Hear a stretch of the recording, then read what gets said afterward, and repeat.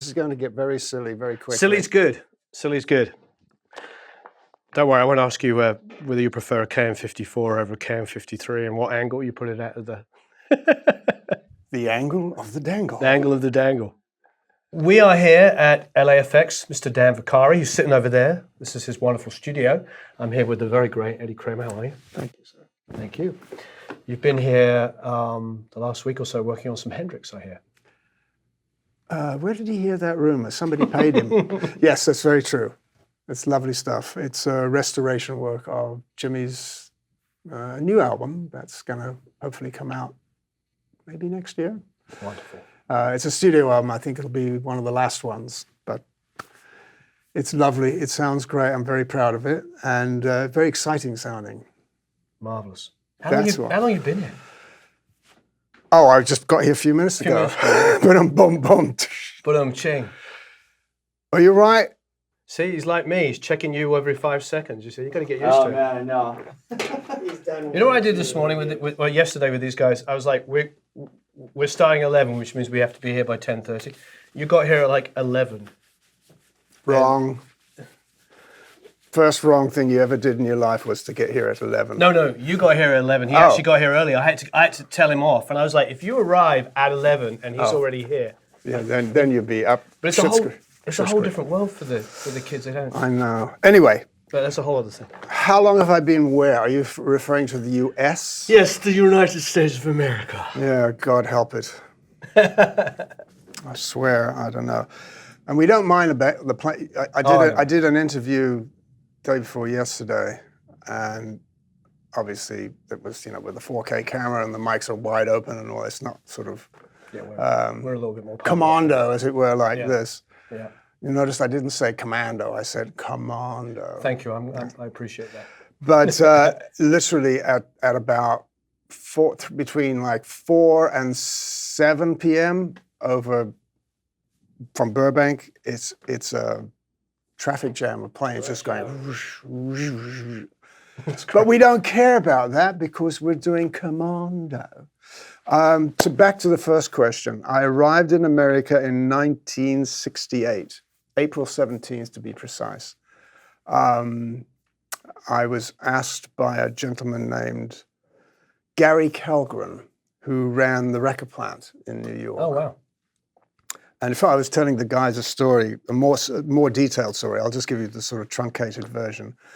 But essentially what had happened was there were 3 individuals involved in the record plant, and that was Tom Wilson, who was this really fantastic producer, black dude who was producing Bob Dylan, and Gary Kellgren, who was a well-known engineer in New York, who had actually recorded Jimi once, I think, and an investor, shall we say. An investor?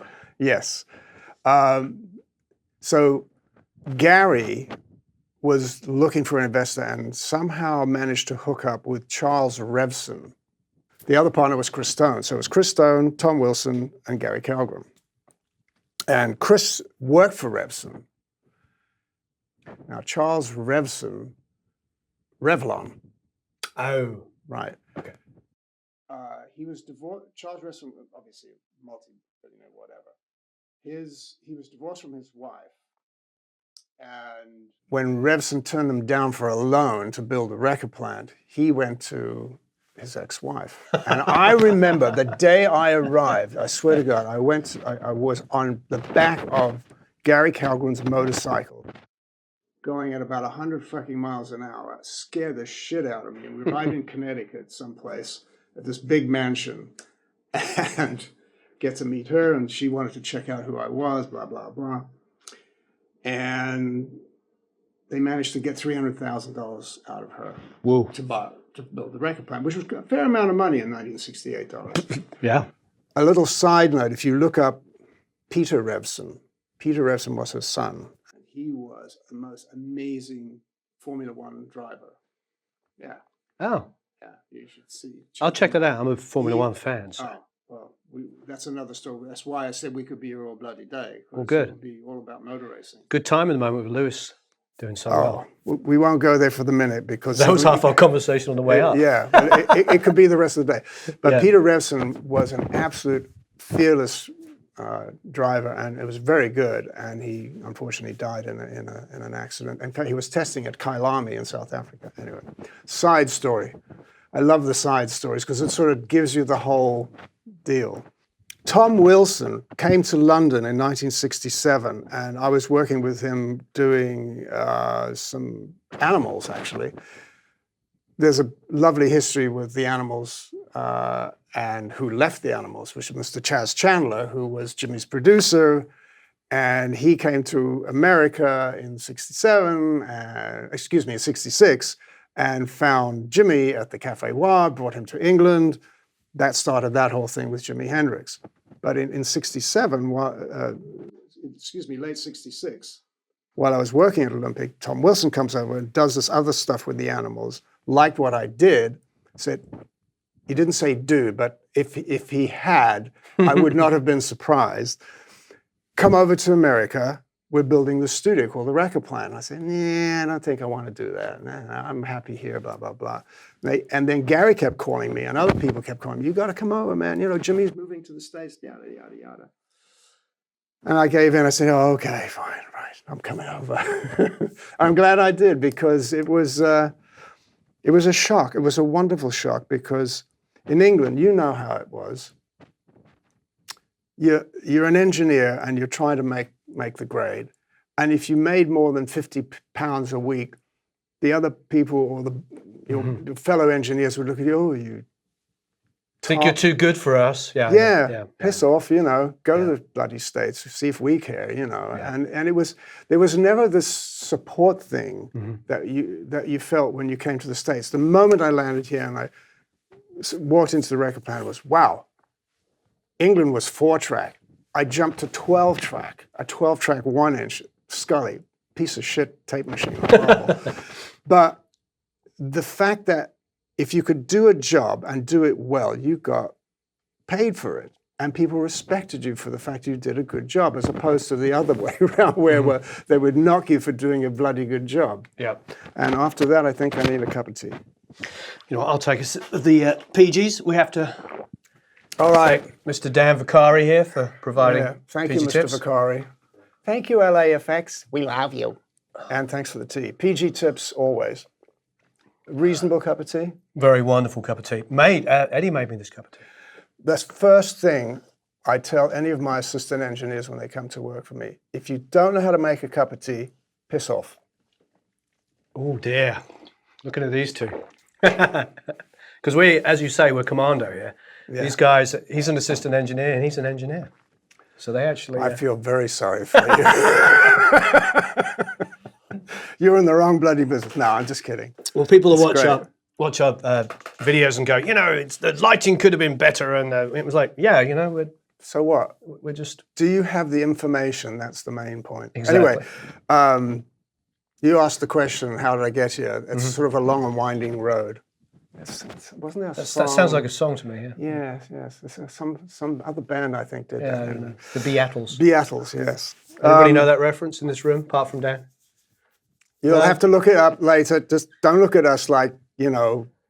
Beatles. You know what I'm saying. Never mind. You know, I mean, there's three of us that know what that... The youth of today, it's bloody hopeless. Right. Have you ever seen Help? Well, come on then, get it out. Okay. All right, there we go.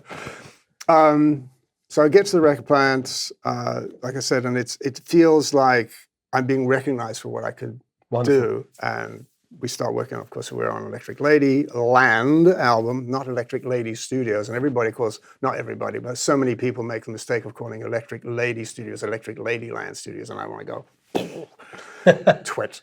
Where was I? Yes. So it was a journey, you know, this 1968, 69, and building Electric Lady, and 69 for Jimmy, and all the other crap that happened that year. 69 was, you know, Woodstock and Zeppelin and all that nonsense. And then the end of the year, Jimmy does Band of Gypsies, and life moves on, and the studio's almost finished, and we start working, I think, well, Electric Lady took, I'm giving a very short synopsis, because that's another whole day talking about that. It took a year to build, and it cost $1 million in 1970 dollars. Wow. Which was a lot of money. But what had happened, the reason it took so bloody long, first of all, it was tricky to build. Second of all, we kept running out of money because it cost so much money, and then Jimmy had to go on the road and make money, and he would come back with bags of cash, and then we'd pay off everybody and stuff. It got built. It sounded great. So Jimmy and I started working in 1970, January, March, April. That's a May, June, July. Yeah, May. It was unofficially open. It was basically for Jimmy and I. We had all the tapes, and from what he had been doing in '69, he had been jamming at various other studios, and they weren't really taking care of him. And I was busy building Electric Lady, so I couldn't look after him and stuff. But he would call me up, "Hey man, can you come over to the studio?" So I'd run over to the Hit Factory at like 2 a.m. because it was a disaster. And I'd go in and fix everything and get the sounds right. "Hey man, thanks, that's cool. I'll see you later." And then I'd have to start my day at 8 o'clock in the morning, a few hours later. But that was fun, But that whole year, Jimmy was recording and recording. I mean, at $150 an hour, it was, and I don't think it's changed that much. No. But he was spending about $300,000 a year, which is the key reason when I said to the guys, "Look at this place. You want to put this was Electric Lady before it was Electric Lady." And I walked down and looked at the space and I said, "You want to build a nightclub with a little 8-track thing in the back? Get out of here. You guys are crazy. You're nuts. Why don't we just build the best studio in the world?" And I think at that point, when it was finished, it was so unusual. It was the first studio, definitely in North America, could have been in the world, that was built specifically for the artist, with the artist in mind, with his input. And it was beautiful. And to this day, thank God, touch wood, it still sounds phenomenal. And it's booked solid. You can't get in there. It's the busiest studio in New York. That's amazing to hear. It's wonderful. It's really cool. Anyway, cut to, after Jimmy dies, and then I'm still there, keeping the studio moving and grooving, whatever you want to call it. And that started my career. At 71, I became an independent engineer-producer, or producer-engineer. And then there was a band called Kiss. Oh, Lord have mercy. No, I love those guys. They're great. But it's, yeah. Well, you asked me some shit. I don't know. I could keep going all day. I actually worked on the last 2 Ace Frehley records. Oh, you did? Yeah. Oh, I love Ace. Ace was he was a great guitar player. He probably still is. I haven't seen him in a long time. I think of all the guitar players I've worked with, I don't know what your perception is. What I loved about him is he knows how to get into a solo, take it up, build a climax, and get out. Yeah. You know how you know what I'm saying. Yeah. So many guitar players are amazing, but they don't know how to finish. Right. No,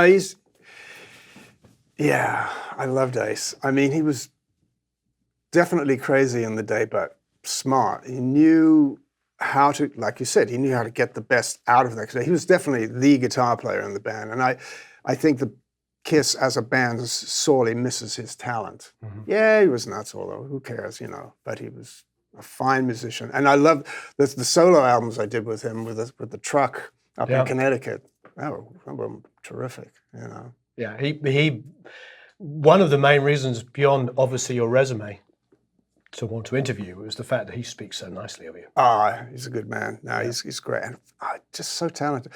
The stuff he did on those solo albums was brilliant. I mean, all those intricate parts and Anyway, after Kiss and then, all the other bands, and then I managed to survive through the through the 70s and then into the hair bands of the 80s.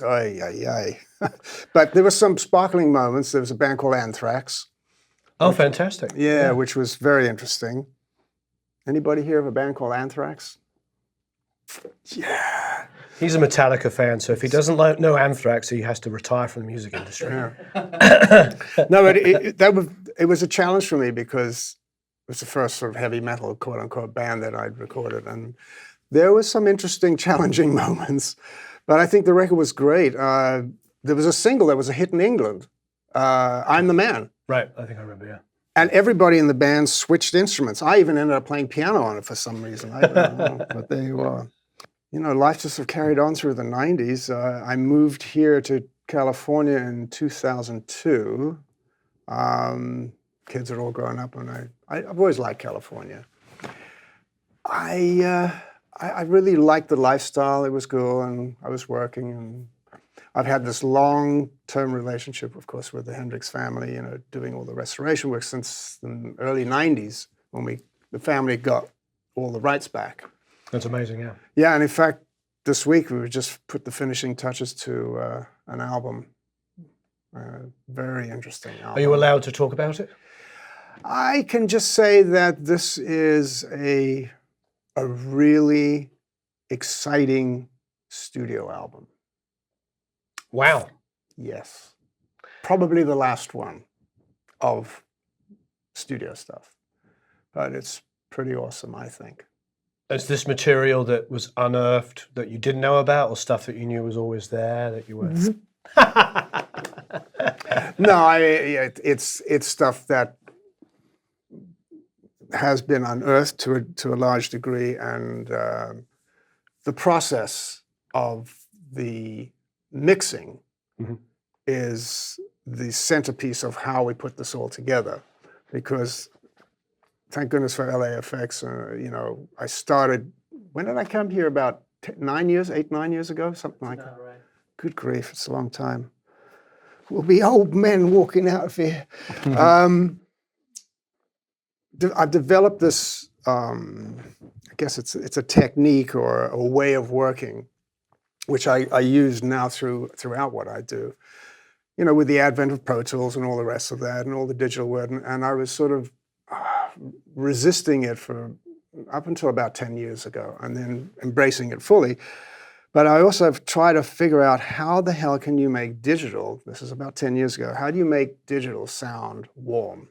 Unfortunately, probably about 7 years ago now, we had an opportunity to test the very first Burl A to D converters. And from the first time I heard them, because I was panicking, I was going to transfer some Hendrix tapes into Pro Tools, and I was never satisfied with the A to D conversion. I always felt it was lacking.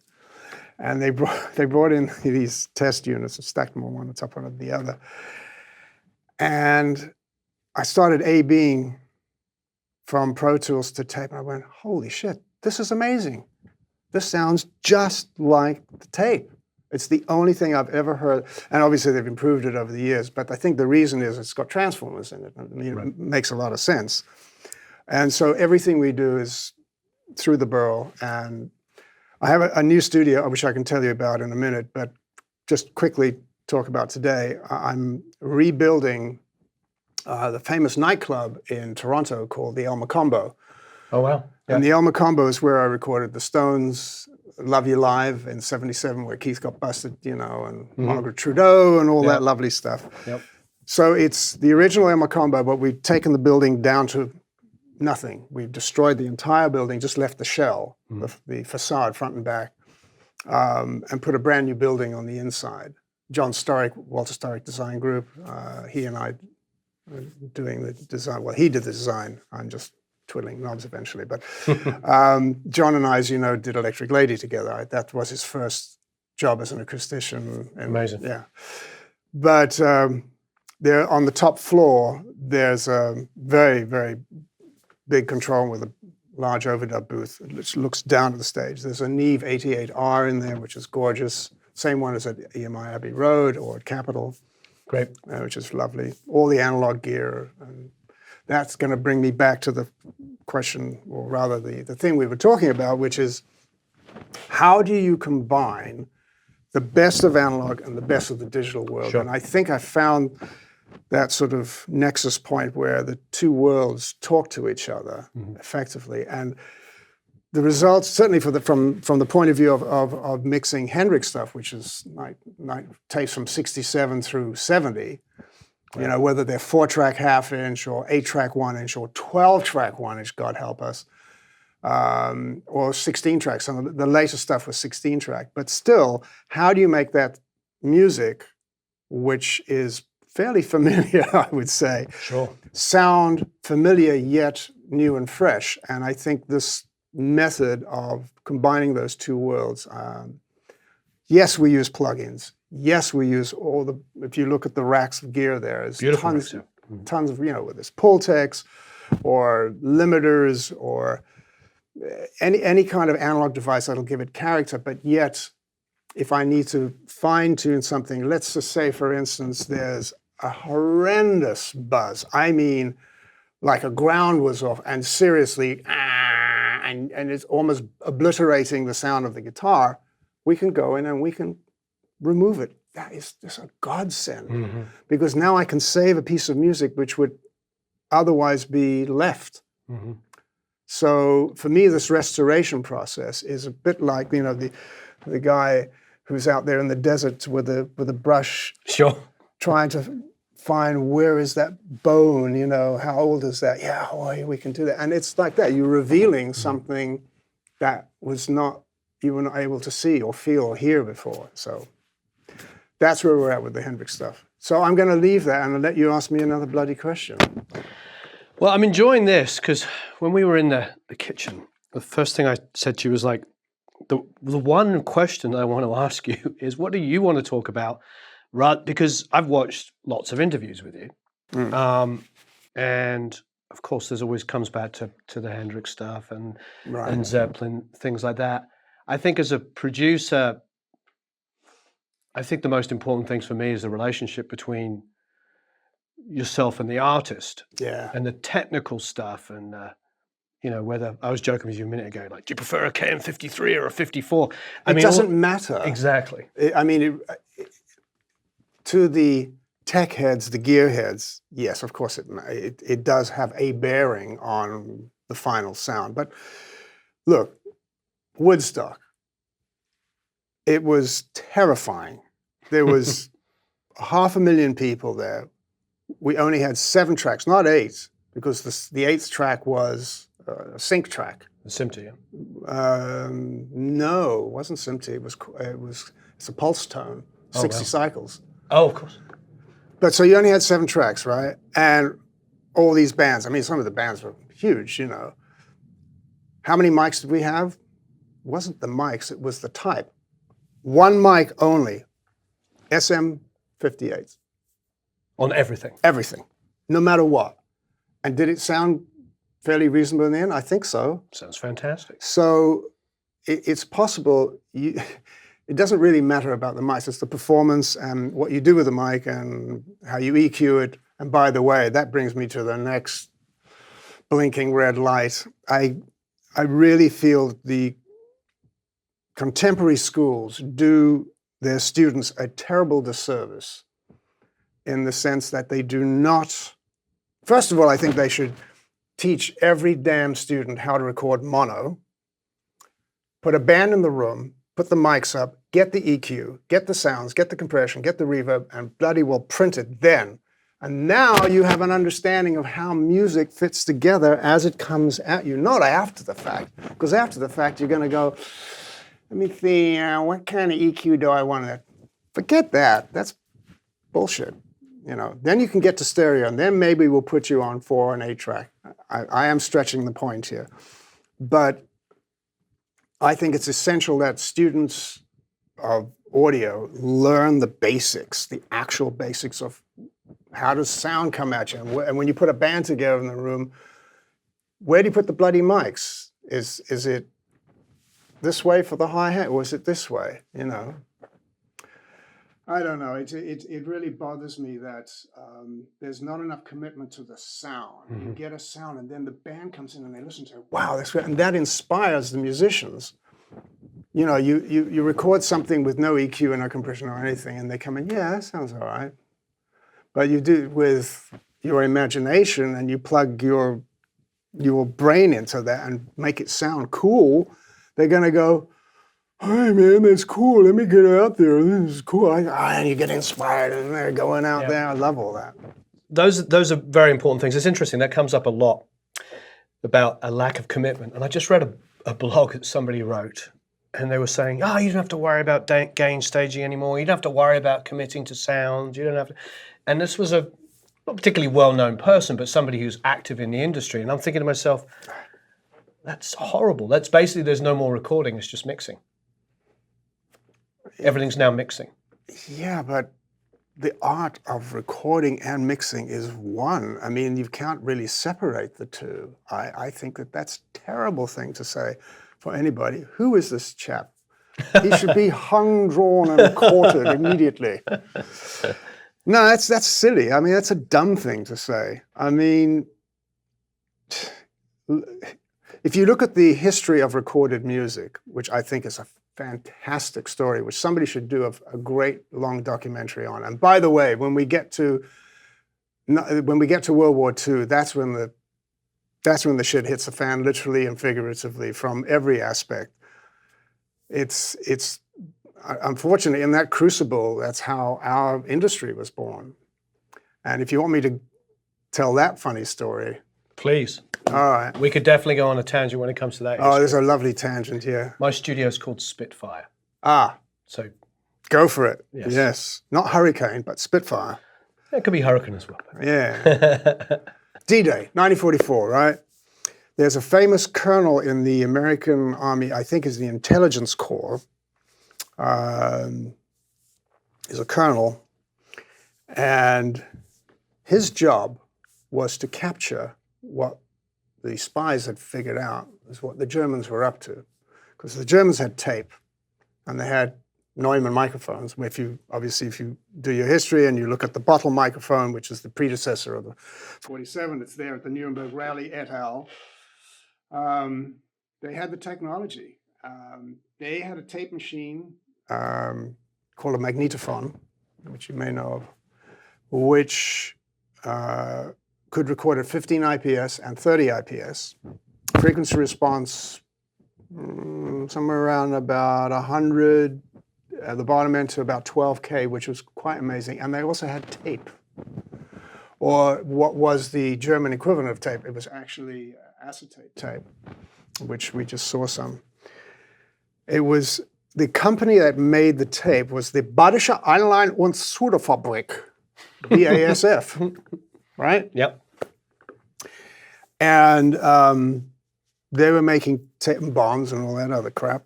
And this tape machine was used to record Hitler's speeches. And then I believe they would transmit them via FM. They even had FM radio station in those days. It was amazing how far their technology had expanded. So since the Germans had a tape machine and they had FM and they had tape, it was really important for the Americans to find this system. They found the radio station, they found the tape machine and the tapes and all the rest of that. And Colonel Ranger took that tape machine and broke it down into component parts and stuck it in the various diplomatic bags and shipped it back to the US. Including tape and all the rest, because he discovered that you could take a pair of scissors and cut the tape and join it together. Wow, what a concept. And now it's from 1945 to like 1947, he's in California. This is where he was living, Northern California somewhere. And he was fiddling with this machine and tweaking and trying to improve it, but he had gotten so far, but he couldn't get any further with it. So one day he said, look, I have to improve this machine. And now there's an interesting little bit. The Yellow Pages. I don't know if anybody remembers the Yellow Pages. Of course. You may or may not, but anyway, the Yellow Pages in this story actually plays a dual role. So he went to his Yellow Pages and started looking up engineering companies that could help him build something. And he goes down the list. First one he came to was the Ampex Engineering Corporation in Redwood City. Calls them up and says, look, goes over, takes the machines over, says, look, here's what I have in mind. Can you help me redesign the deck and everything? And then I'm putting new electronics, et cetera, et cetera. Yeah. they do that, and the first Ampex, I think it's called the Ampex 200. I don't know if you've seen pictures of it. It's the size of 2 refrigerators. It's massive. That was the first Ampex tape machine. But he said, look, within a year, I think it was maybe another 6 months or so I need a small version of this. And he had them build him a portable, which was the Ampex 350 or the 351, I can't remember the number. But it had the 351 electronics and portable deck, mono. And he had 2 of them built. And he was still experimenting and tweaking and all the rest of that. But he figured, okay, how am I going to get this machine sold? Who had the largest audience for a radio show in America at that time, 1947, was Bing Crosby. You know the story. A little bit. Chris O'Dowd, you told me a little bit about Bing and Ampex. So Bing Crosby had this nationally, and then he said televised, this nationally broadcast show. It was a half-hour show. Now, in order to record those shows, they had banks of 78 RPM disc cutting lathes that were linked together mechanically. Because at 78, they were the 14-inch blanks. Nobody knows what I'm talking about, but you do. 14-inch blanks. So at 78 RPM, you can get roughly about 8 minutes. So you would need like 3 of them or something like that. Maybe it was longer. Yeah. No, it's probably about 10 minutes at 78. So these 3 machines, it was very tricky to do, were linked together mechanically. So you'd start the one, you'd drop the cutter head on, the swarf would blow off and beep. And they would record the show, and then the next machine would be doing the same thing. Trying to edit that would be a nightmare. So you'd have to physically play back from one disc and forget it. It was very tough. So he convinces the authorities there at Mr. Crosby's radio station, I think it was NBC or whatever, bring in a tape machine, and I'll show you. I can record the whole show. And if it's long, I can edit it. What? And they record a show. It runs over about a minute. He gets the scissors out, cuts the tape, and Bing Crosby goes, wow, this is spectacular. Not only did it sound great, but you could... Crosby buys 50% of Ampex. Don't know if you knew that. And, very smart. Yes, very smart. Very smart. He asks, build me, I need a couple of machines. Fine. Cuts to the next part of the story. In the band, Bing Crosby's band, there was a guitar player. Anybody know what his name was? Les Paul. That's where it gets interesting. So Les is all over this. He was just blown away by this whole technology stuff. And one day he gets a call from Bing. I'm coming over. Okay, so now you got to cut to, imagine there's this hillside somewhere here in California. I don't know where he lived, but his house was built into the hillside, and his garage was actually sort of up into the hillside, and he had sealed off the garage door, and this is where his studio was.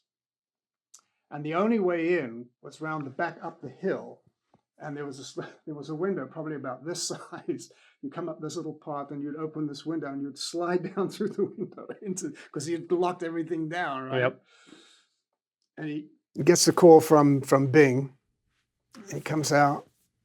I got something for you, and he opens the trunk of his car. He's got an Ampex portable tape machine. Oh wow! He's over the moon. He takes it back in, and he starts fooling with it and experimenting as Mr. Les Paul would do for the rest of, had done for the rest of, I'll do that again. Les Paul was a tinkerer. I had the great pleasure of actually being in his presence at his house in New Jersey many years before he died, and he took me into the basement and showed me his 8-track machine and an entire basement full of memorabilia, and the very, very first, the wooden plank that was the beginning of the Les Paul guitar, his disc cutting lathe. Now this is so cool. To you geeks out there, he had a disc cutting lathe made from a Cadillac flywheel. I swear, the guy was he was a genius. He was ridiculous, absolutely a fabulous man, and funny as hell. And he would stay up all night. When we interviewed him, and we started at 3 or 4 in the afternoon. We didn't finish till 4 in the morning, and he was up drinking beer, and he was a night owl. So Les Paul is tinkering with his machine. He's figuring out what he's going to do with it. He decides to take it on the road so that he's recording all of his shows. And one night he's in Chicago, and he has this idea. He'd already called up Ampex and said, look, I need another erase and record head, right? Okay, fine. They send him this bundle of heads and stuff. At about midnight one night, he told me the story. He said, yeah, I opened the Yellow Pages. Here, there's the Yellow Pages again. And I found the first engineering firm I found, ding, calls the guy up at midnight, wakes this guy up in Chicago in the middle of the night, says, hey man, can you open up your store? I need you to drill a hole. Okay, fine. So he goes over, he brings the machine over, and he says, right there. So if you imagine, here's the head block. Yep. It's in advance on the left-hand side of the head block. And he said, yeah, puts an X, and he misses wires by like a millimeter and stuff. He's telling me all this stuff. He puts in this other head, so it means that he can now disconnect the erase head, so he could make one performance, disconnect the erase head, and use the advance head as the playback head. So he was able to do sound on sound. And that's how he built up all those multi-tracks, but using one mono machine. Wow. So if you think about High the Moon and stuff like that, that's him doing that same process. That's amazing. And the final bit of the story was that window. Yep. One day he calls up this lady to come and sing background vocals on his song, and this beautiful girl comes through the window, and he grabs her by the waist and helps her down to the floor and falls in love. Mary Ford. So the Les Paul, if you look up in your Google it, Les Paul and Mary Ford, she was his wife and sang all the harmonies. And if you listen to How High the Moon, it is genius. It is the most amazing multi-track from a mono machine. Anyway, just wanted to tell you that. And they had an amazing run of hits. Oh my God. In the 50s, they were unstoppable. Yeah. And then he had the TV show and all the rest. But the most important thing that I think he achieved was multi-track. Absolutely. At a certain point in time, I'm not sure the exact date, I think mid-50s, like 56, 57 maybe, he called up Ampex and said, look, here's a design for a new tape machine. It's got to be 8 tracks, 1-inch tape. And apparently he also called up 3M because 3M had to make the 1-inch tape. Right. So he designed this 1-inch 8-track tape machine. Yep. Nobody had done this before, but with cell sync. Now the cell sync was that you could then play back, say you recorded 4 tracks on the 8-track machine, then you would switch it, there would be a switch that would allow you to switch those to the record head as a playback head. That's called cell sync. So then you could then record in sync with the other open tracks. And I remember being in his house, and he started up the 1-inch, that original machine he had in his house, and he punched in record and turned all the monitors up on all the tracks, and there was no noise. It was just the most scary thing. I couldn't believe it. He was a genius. But that's the beginning of our business. That's the beginning of multi-track. And from 8, it went to 12, which was horrible. Then to 16, 2-inch, and then 2-inch 24. And then from there, you would lock up the 2 machines. You know, you'd have 24, you'd have 48. Actually, it wouldn't be 48 because you'd have the pulse, you'd have SIMT and code on the bottom tracks. And then that's how the whole industry has moved. It's moved from that very precarious beginning all the way through the 50s, 60s, the 70s with the multi-tracks. And then in the 90s, I mean, it was Pro Tools. And I left out the digital machines, of course, but it's been a hell of a journey. And if it weren't for this guy, Les Paul, who was not only a fantastic musician, but a visionary, you know, we wouldn't actually be sitting here. It's a fascinating story. There you are. Yeah, absolutely, because it's not only the obvious. We take that stuff for granted. We take the ability to. Yeah. Did you catch yourself on? It's all right. I've got another one where that one came from. It will grow back, won't it? Yes, it will. I don't know about here, I think. Yeah. Yeah, we take that for granted, I suppose. It's as simple as that. Multi-track recording. But it completely changes the whole landscape, and now artists are able to experiment, play multiple instruments. It's a really interesting time, has been for the last 10 years or so. On the one hand, I feel there's a bunch of negatives. There always are. On the other hand, I think there's a bunch of positives, because any artist can sit in his or her room, bedroom, bathroom, the garage, wherever, with a laptop, a microphone, and a mic pre, and start creating music, which is fantastic in many ways. But I think there's also some drawbacks, because the idea of 4 musicians being in a room eyeballing each other going, I hate you, you, and I hate you too, but here's this song, and it goes like this. And that's how the Beatles did, and that's how the Stones did, and how Zeppelin did it. And any band, you cannot tell me there's not one band in the world that doesn't have this going. And if you don't have this going for it, then you're a bunch of milk duds. Yeah.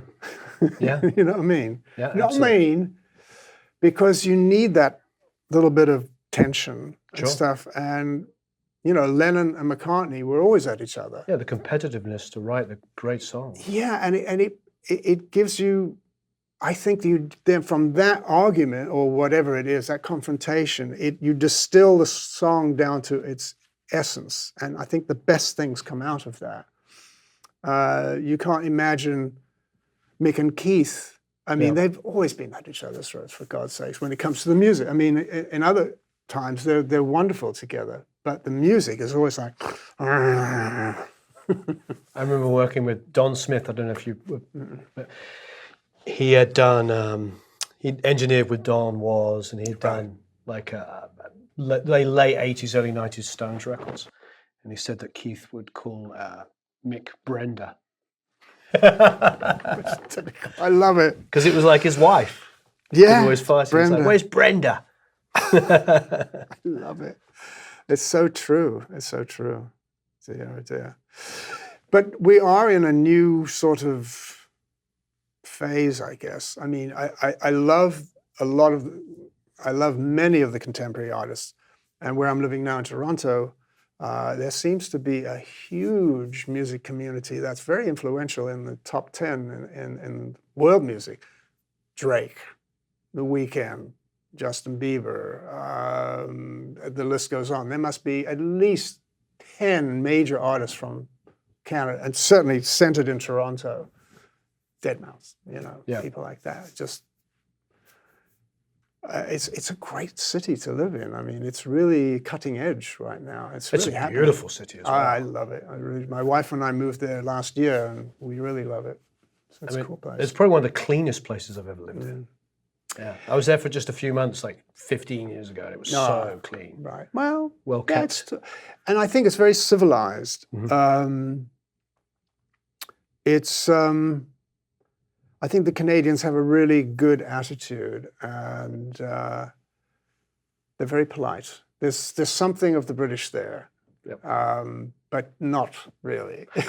It's also what's the really famous club on Queen Street? I'm blanking.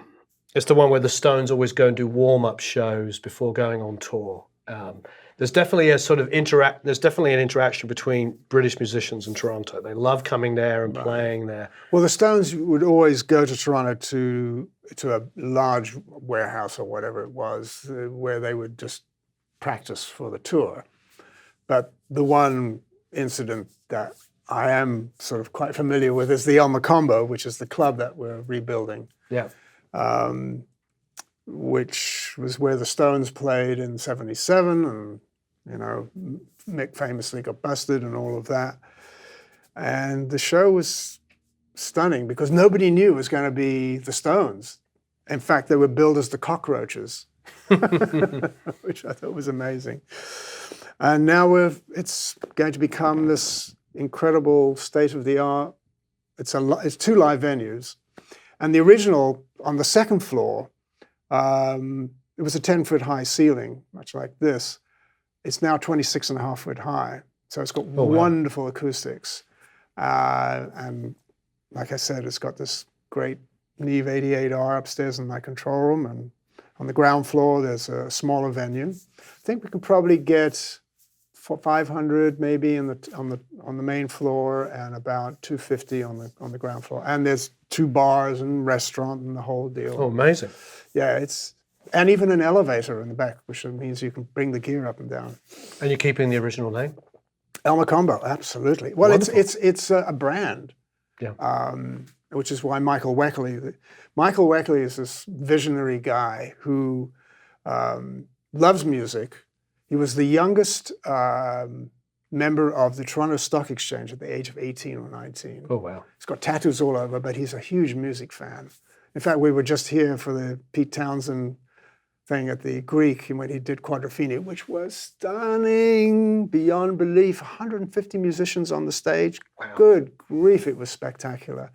And but anyway, yeah, Michael is one of the stars on this television show in Toronto called Dragon's Den, which is a version of Shark Tank, you know. But he's a music fan and bought the club, and here we are building it. That's amazing. Yeah. Well, congratulations on that. Thank you. Yeah, but hopefully by early spring next year we'll be finished. Something that I thought about, and I didn't want to stop you, but now, one of the things I think is truly remarkable, because I think about some of the relationships that you build when we do this. It was like when Jimi Hendrix died, you lost obviously your biggest client on a business level, but obviously a very close friend as well. Yeah. Was there a moment when you were like, well, screw this, I'm going to become a lawyer? No, never. But because you were talking about building the studio and all that time and energy and how he relied on you. I mean, a close friend, I have to sort of define that a little bit more. I can't really say in absolute honesty that he was a close friend per se, as he kept himself to himself. Mm-hmm. He had a very close circle of friends. I was very friendly with him and very close to him, having worked with him for 4 years, you know, and done all his records and all of that. And yes, he relied on me for sounds and all the rest of that sort of thing. And we were very close in the studio. However, outside of the studio, there were a few occasions where we actually were close and just socially minded. And one particular story comes to mind. Our friends, the Rolling Stones, they're in town and they're playing Madison Square Garden. And this was November 27th, 1969, Jimmy's birthday. He calls me up, hey, man, what's that? Yeah, I want to go see the Stones tonight. You want to join me? I said, yeah, sure, Jimmy, fine. Cool. So we meet out at the back entrance to Madison Square Garden in New York. And we go up in the elevator and hang out with the Stones. And everybody, the cool thing is everybody knows everybody. You know, Mick and Jimmy and the Stones. Everybody. This was a small but very powerful musical community. You know, you think about when the Beatles and the Stones, you would always see them in the papers, in the trades. They were always at war with each other. You know, Beatles forever, Stones never, or whatever that whole thing was. And you know, the fans always perceived that they were not really the case. If the Stones were at Olympic, where I was working, quite often John and Paul would come and help with background vocal parts. Not really publicized, but that actually did happen.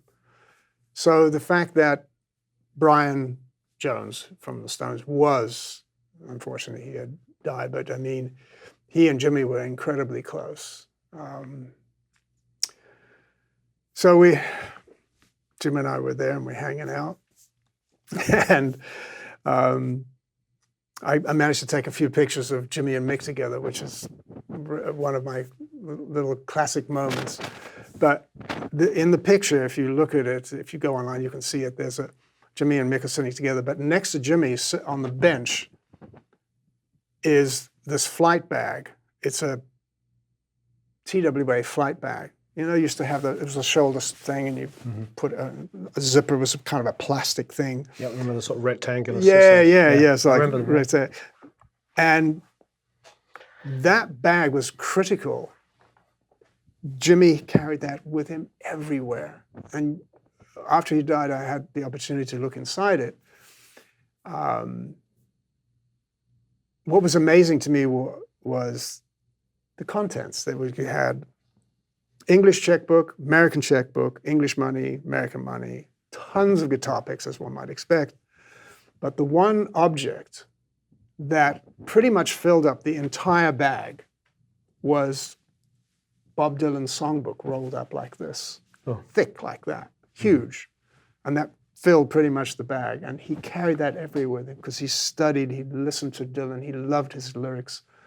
And well, if you listen to All Along the Watchtower, Jimmy's version of it is the version that Bob Dylan uses. I don't know if you know that. But Yep. yeah. It was probably the greatest cover of all time.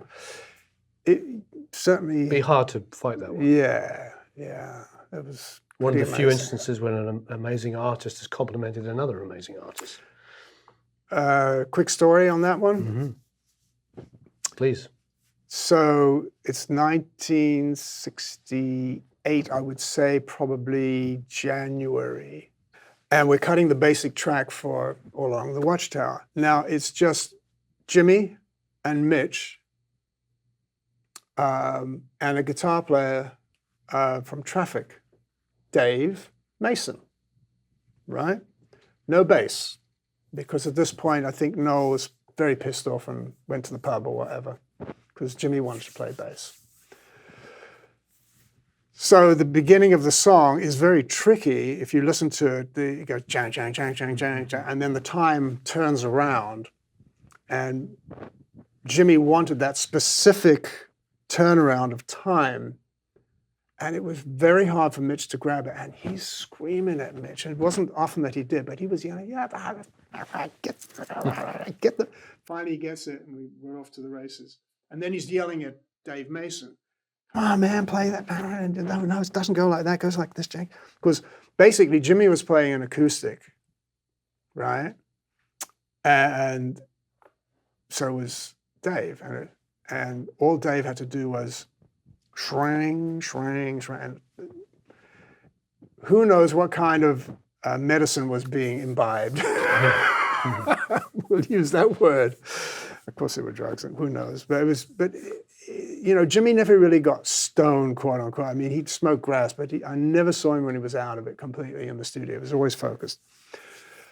So we get probably up to about take 10, and it's going pretty well. We've resolved the issues in the beginning of the song, and all of a sudden, out of nowhere, I hear this piano going clang, clang, clang, clang, clang, clang, all wrong fucking chords, and it's all over the place. And what the hell? It's Brian Jones. Somehow he found his way into the studio. Hey, man. And Jimmy looks at me. Get him out of here. Okay, fine. Brian, it's cool. Because it was terrifying. I mean, it was really so bad. Poor guy, he was out of it, you know. And as I said, they really liked each other. So, Brian, come back in the control room. You can hang out here for a minute. And he gets into the control room and he sits in front of the console and just crashed out there. He's gone. And we continued doing the take. And we get to, I think, about take 20, and that we nailed it, and it was done. And I just never forget that, the way the piano sounded. It was just so bad. and you know, once that track was solid, then Jimmy put bass on, and then that wonderful looping bass is him. It's got this sense of it, you know, it holds the whole thing together. And then that 4-track half-inch comes with us back to the US he left in March, so all those 4 tracks were transferred to 16. Actually 12 first, and then the 12 was dumped into 16. So you imagine it took quite a journey. Yep. So that's the story of All Along the Watchtower. That's amazing. And then, Sorry, I'm boring. oh God, no, not at all. Absolutely amazing. No, it was interesting because I think about it, you know, the fact that you carried on after that because you were so inextricably linked and you did all that stuff. I can't imagine what that would be like, having like being kicked in the gut and then waking up one day. It was very tough because, you know, when Jimmy died, the show had to go on. I mean, he had always said that, whether he said it actively to us or it was implied, we just knew our leader had gone and the guts were just blown out. You know, we just had no feeling of anything. It was just numbing. But then we realized within a few days, look, he's left this legacy and we have to keep working. And thank goodness we did. We were very busy. From the time we opened, for a year after that, we were working 24/7, 375, 350 odd days a year. It felt like 375. Yeah, okay. And we actually, within the first I would say the first year and a bit, we made that $1 million back. That's amazing. Yeah, it was. We had 2 studios and literally 24/7. It was incredible. But yeah, we had lost, the world had lost the greatest guitar player of all time, and yeah, but it's still got. If you walk into Electric Lady, have you been there? I have, but not for a while. Yeah, you walk in there and you definitely get the vibe. Mm-hmm. It's an amazing place. Do you ever go back to work there? Oh yeah, I do quite often. Yeah, it's weird doing mixing Hendrix stuff now at that studio. I can only imagine. Yeah, it's pretty scary sometimes. Yeah. Dan was just telling me the other day about walking down here, hearing you mixing Hendrix, and how it's still all your hair's Yeah, down on sometimes. it. I mean, there's only thing that's on one of the songs. There's just a DI left. Somehow there wasn't an amp record. I was, it was done at the record plant in '69. I wasn't around, whatever. So it's just a DI, and out it goes to an amp. And then it's when it gets scary. There's Jimmy coming out of an amp. It's like, yeah. So what else you got for me? I could go on. I could ask you a million questions, especially when you were going on about World War II and stuff like that. Well, I mean, that's just an interesting side note. It's sort of. Well, I think growing up at that time in England, it's like a pressure cooker. It really is, sort of like, this is probably maybe not of interest to anybody except for you and I, but I feel like you look at John Winston Lennon, you look at Roger Waters and the War, Yeah. you look at all this incredible art that, artists and art that came from the 60s and the 70s from Britain. And the legacy, this basically, we grew up at a time when our parents and grandparents they just called it the war. It's not the Second World War. It's the war, and especially in London, where my family are from and your family. There was stories of like, oh yeah, 3 houses down was demolished, and This one's still fire. Yeah. And it just sort of really shaped the artistic community in such a massive way. Absolutely it did. Well, I think the British have always had the stoic quality, and apart from the fact that there's always been this class distinction that's gone on for yoinks, yoinks being the operative word, and though it's less today, there is still that element there. And then if you look at the upper classes, the middle classes, and the working classes, they all sort of more or less merging together now. But in the day, there was a very clear demarcation. But some of the great artists came from the upper classes, came from the working classes, and they somehow in the 60s melded together. And it became cool to be an artist in the 60s. Yep. That's the thing. Yep. I arrived in England in 1960, became a naturalized British. I grew up in South Africa, as you probably know all of that. And I just embraced that whole thing that was going on. I watched the Beatles for the first time on TV when I was a kid. And looking and go, wow, that's amazing. What is that? Yeah. But I always had this desire to take music. I studied classical music, which is how I got into the recording side of things. I studied classical music, and then from classical I went to jazz, and from jazz into pop and rock. So by 61, I had my first job in late 61 at a studio called Advision. Wow. 63 New Bond Street. Advision. Yeah, and that's mono. This the thing goes back to the thing I was saying about mono. It was just these big paint and faders that do that with them, and you had to take them out every day and clean all the little brushes underneath. Yeah, and there was a magnetophone machine there actually. There was? Yeah, left over from World War II, which was scary because it was a 1530 machine, and the deck is like this thick, it's battleship gray. It really looks like a World War II machine, right? And you would hit play and would play, and then into record somehow with these big buttons. And then if you wanted to stop, you had to be really careful because you would hit the stop button and get your finger right out the way because a big spark would come out the deck. I mean, all these crazy primitive things I'm thinking about. But it was such a great experience working at Advision, which was basically an ad agency place, you know. They had 35 millimeter projectors and all that stuff. And I really learned a hell of a lot. I met Peter Sellers for the first time. That was fantastic. Yeah, amazing. He arrived in this amazing jet blue sharkskin suit with a silver tie. He was just a tan, and all the girls in the office were, "Oh, Peter!" It was so fun. He was a superstar. Oh yeah. And that was in the early '60s, but brilliant time to be in London and watching that growth of the recording industry. And after there, having moved to Pi Studios, we talked about Pi earlier, which is why I asked you what year, because I was there in '63. I was assistant engineer with Bob Orger, recording Petula Clark downtown, recording Sammy Davis Jr. and the Kinks, of course, most famously the Kinks. You know, and I would go out on the road with Bob Orger, the chief engineer, who was absolutely, I think, England's greatest recording engineer, without a doubt. If anybody wants to look him up, Bob Orger, Auger. And he was, there's an interesting American connection because Bob Orger and Bob Fine, I don't know if you've heard of Bob Fine. Bob Fine was in New York, and Bob Fine was America's top classical engineer. And they exchanged a lot of thoughts because Bob Orger would fly to America and Bob Fine would come to England to record the English orchestras, Westminster recordings and all of that.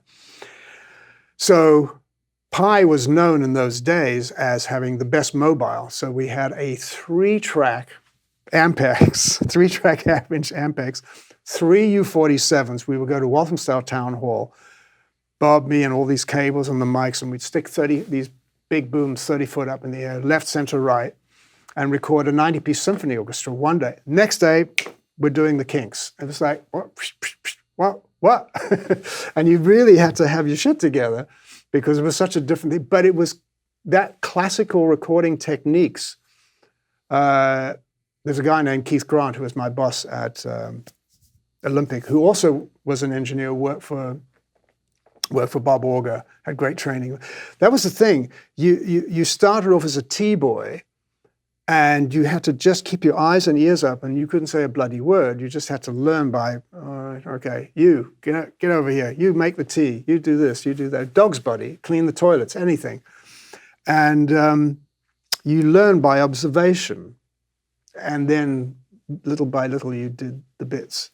So Bob took me out on the road. We did all this stuff, and I'm learning all this stuff. I'm going, wow, this is amazing. And three-track, with the three-track Ampex speakers and all of that. It was very exciting, but I took that concept, to go back a step, I took the concept of the 3 U47s, and I still use it today. It's a left, center, right. It's kind of like a Decker tree, but tweaked a bit. Yeah, distance makes depth. That's what Keith Grant said. Distance makes depth. Very important. All right. Thank you ever so much. We'll pick this up again another time. I know, this has been absolutely wonderful. My pleasure. Please leave a bunch of comments and questions below. You know what, I might hit you up if there's some good ones. Right. Marvelous.